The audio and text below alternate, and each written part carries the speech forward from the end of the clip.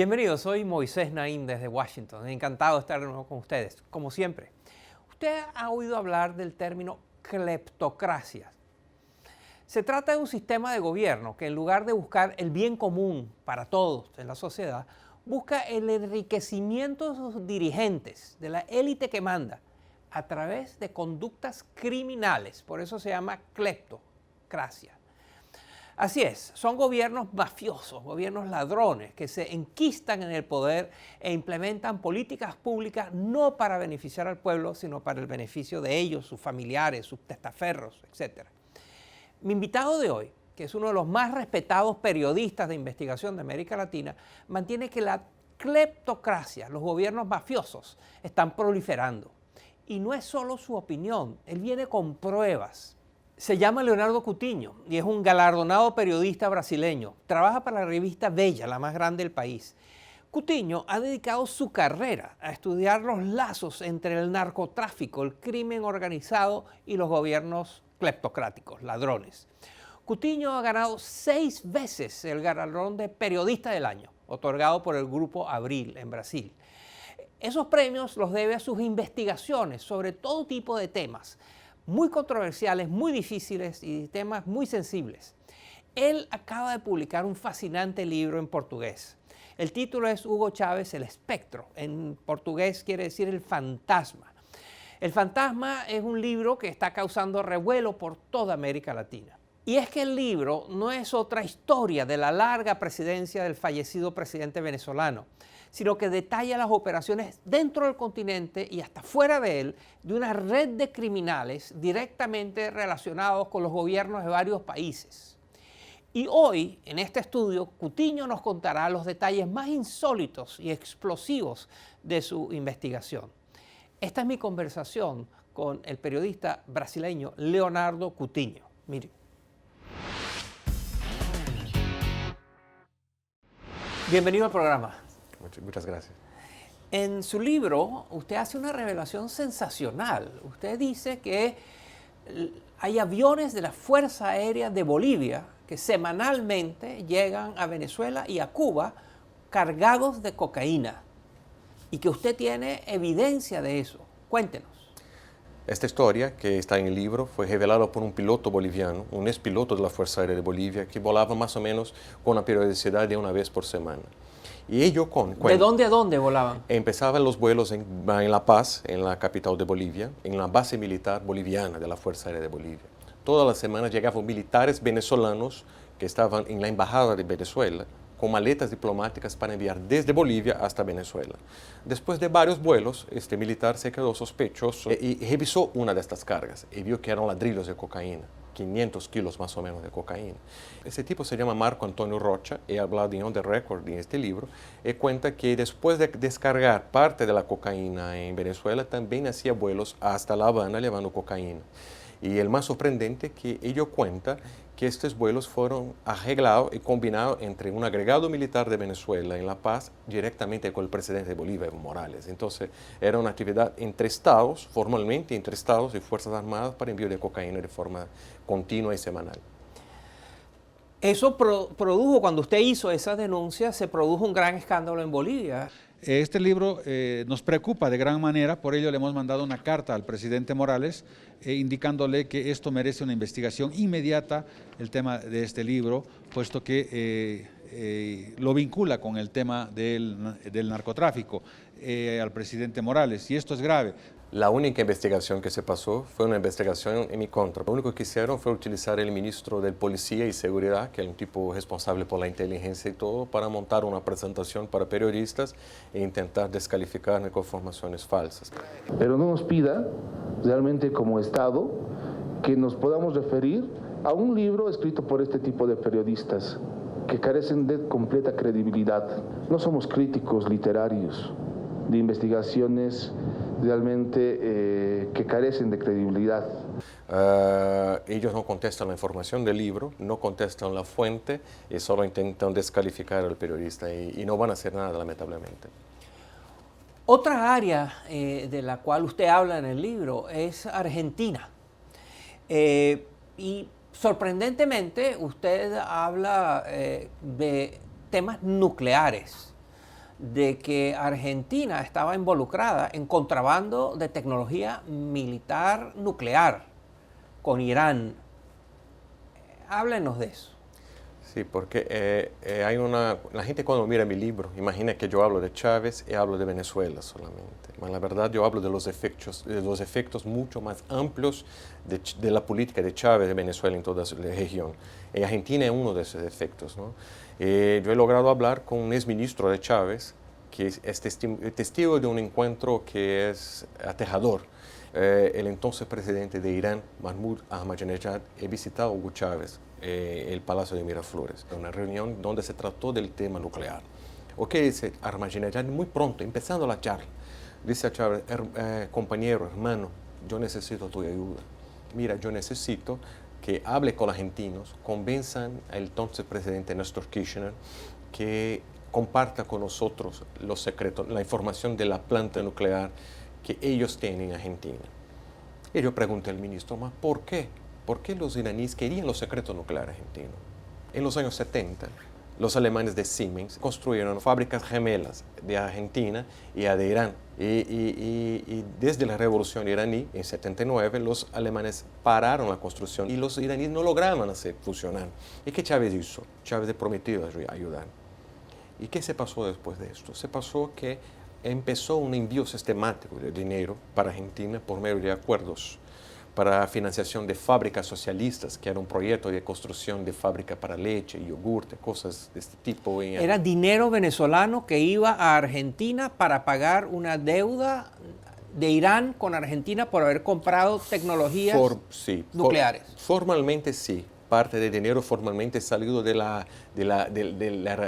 tesoro venezolano para alimentar esta Argentina. Pero hay una cosa, Chávez tenía una cosa llamada la partida secreta, o sea, una caja fuerte enorme, donde tenía miles y miles de millones de dólares, euros, oro y todo más, y he sacado también de esta partida secreta la plata que fue enviada para Argentina. Este ministro me dice que personalmente ha llevado un maletín, el famoso maletín de Guido Antonini.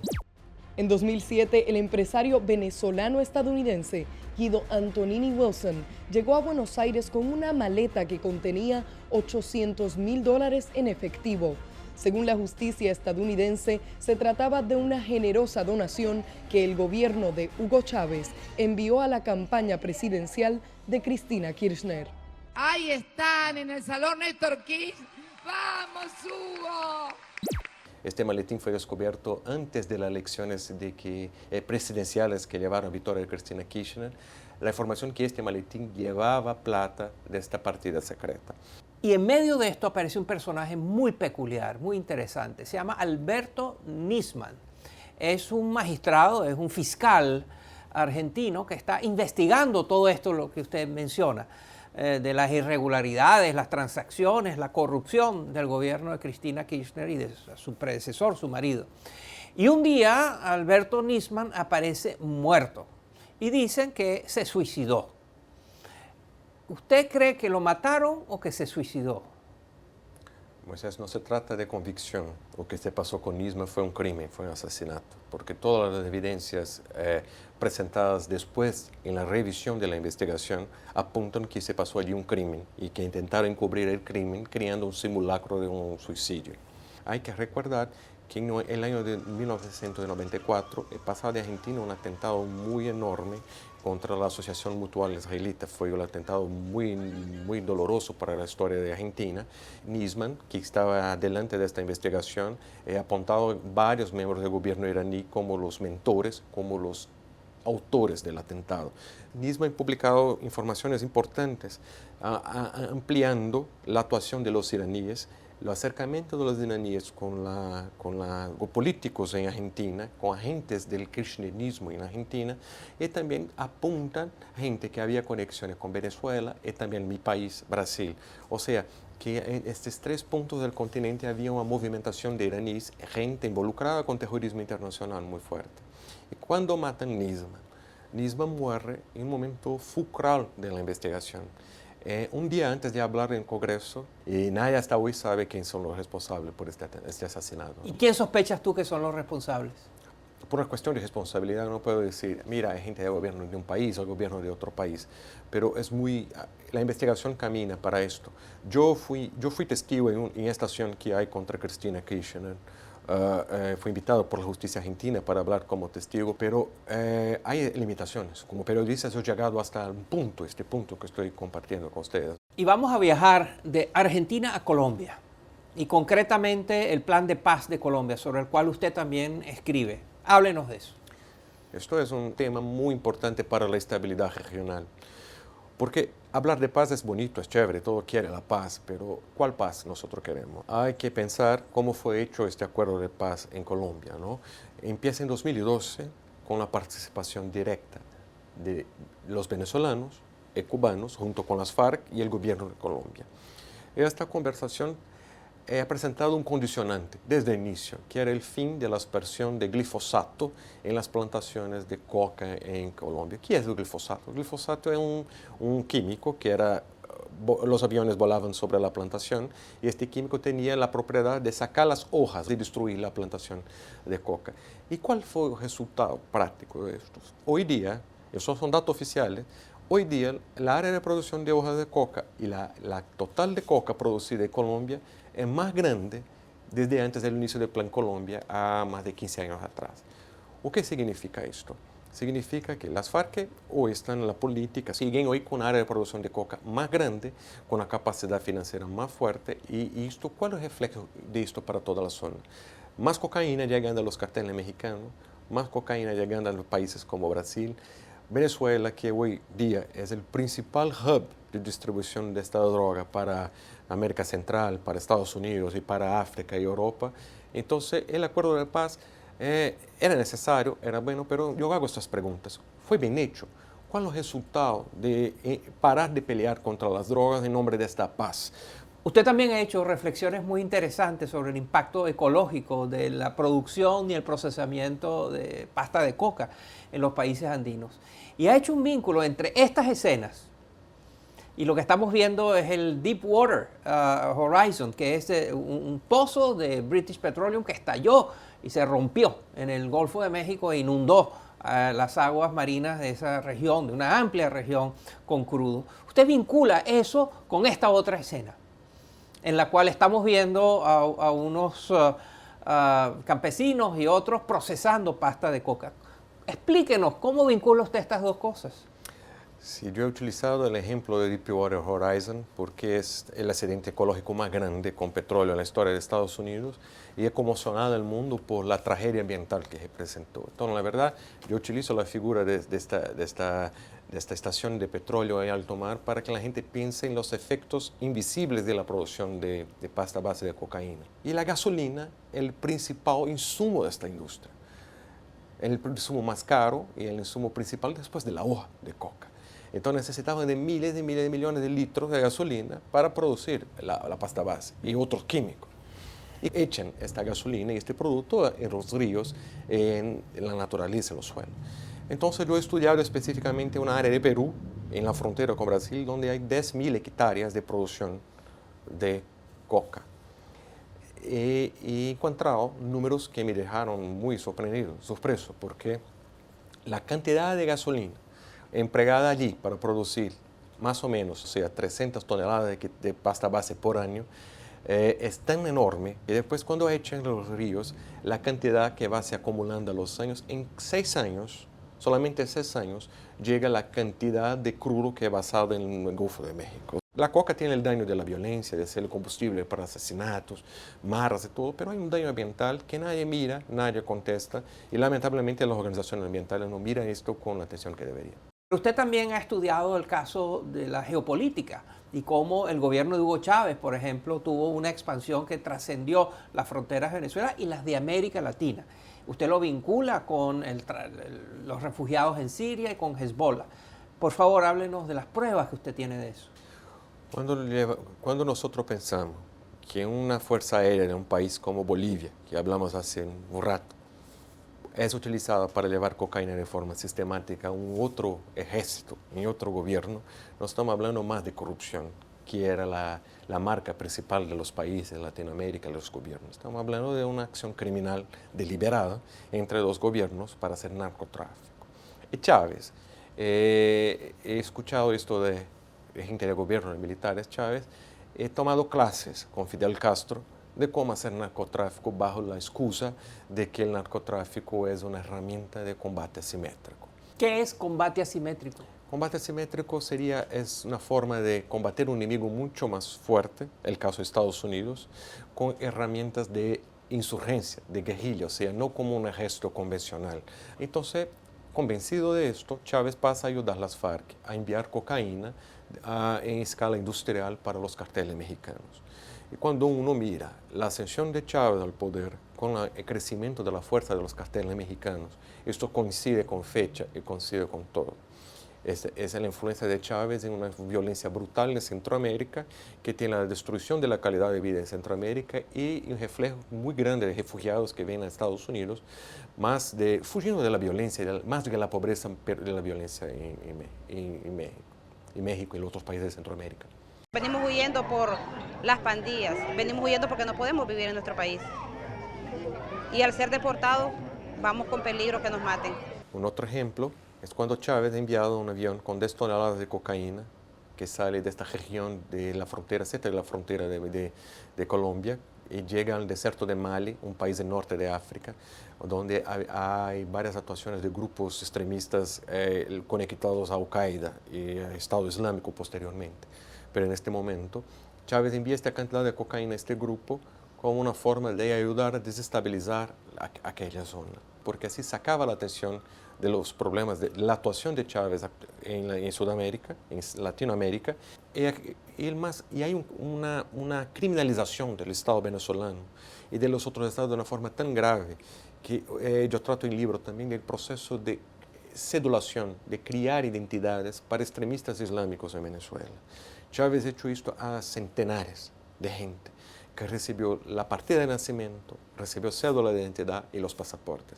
Más do que crear un pasaporte falso, creó ciudadanos falsos. Está caminando por el mundo haciendo cosas y nadie sabe quién es. Y ahora quiero hablar de su país, de Brasil. Siempre ha tenido problemas de criminalidad, de tráfico de drogas, de inseguridad. Siempre ha habido, pero nunca como ahora. ¿Qué está pasando? ¿Por qué? Brasil está viviendo ahora la crisis de seguridad más grande de la historia. Y los expertos apuntan que están todo muy conectado con el tráfico de cocaína. Más o menos 7 en cada 10 muertes están conectados con el tráfico de drogas. Entonces eso muestra que toda esta actuación de los grupos de narcotráfico en Bolivia, Colombia, Perú, que recibieron tanta ayuda de Chávez y todo esto y están conectados con todas estas cosas, tiene un efecto directo en Brasil. Pero hay también un otro ingrediente que yo creo que es el ingrediente político. O sea, hay un problema de autoridad en Brasil. Hoy yo tengo la impresión que el gobierno no tiene la certeza si es legítimo, si no es, se puede asumir las funciones con la seguridad personal que tiene que hacer. Es decir, usted lo que ha argumentado es que Brasil es un estado criminalizado, donde un número centenares de miembros del Congreso están bajo investigación por fechorías, por asuntos criminales. El gobierno, el propio presidente de la República, el expresidente Lula, los jefes importantes del sector privado. O sea, hay una explosión de criminalidad en Brasil que afecta a todos los niveles. Pero ¿usted tiene confianza de que en los próximos años, meses, Brasil va a generar los anticuerpos para luchar contra esta oleada de criminalización que está viviendo? Yo no creo en un anticuerpos pronto, porque la sociedad está sufriendo con la criminalidad común y la clase política está toda sin credibilidad alguna, porque todos, desde alcaldes a presidentes, están casi todos involucrados. Entonces la gente no tiene esperanza para una solución pronto. Yo soy más optimista que mi invitado de hoy. Yo creo que Brasil tiene más posibilidades de luchar contra esta criminalidad gracias a personas como él. Periodistas audaces, profesionales y serios que desenmascaran las redes criminales involucradas y asociadas con el gobierno. Y eso nos debe dar una esperanza, no solo en Brasil, sino en el resto de América Latina. He tenido el placer de tener a Leonardo Cutiño, quizás el periodista de investigación más importante de América Latina. Muchas gracias por estar con nosotros, Leonardo.